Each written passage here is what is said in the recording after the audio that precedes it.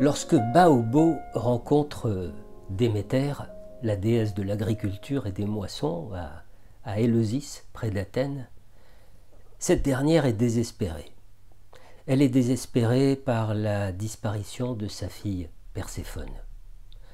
Accueillie chez Baobo, Déméter, déprimée, refuse toute nourriture, toute boisson, entraînant dans sa tristesse la sécheresse de tout le pays.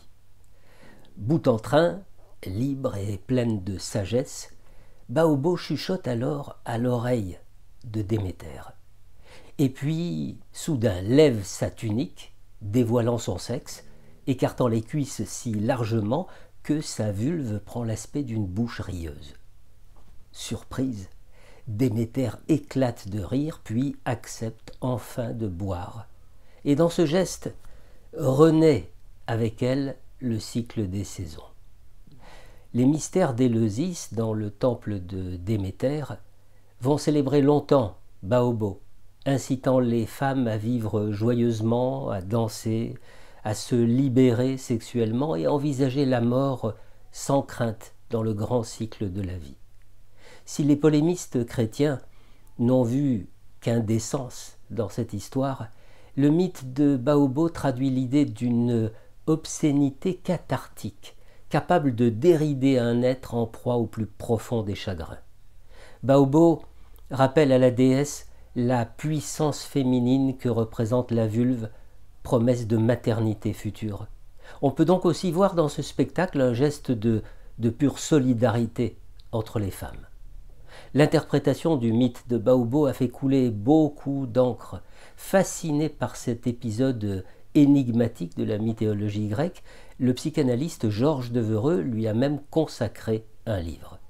Quel sens donner à cette histoire?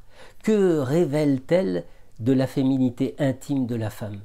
Pendant 30 ans, Devereux y a réfléchi, amassant une prodigieuse quantité d'informations de toutes les époques et de toutes les cultures, considérant l'exhibition de la vulve comme un pur produit fantasmatique de l'inconscient humain.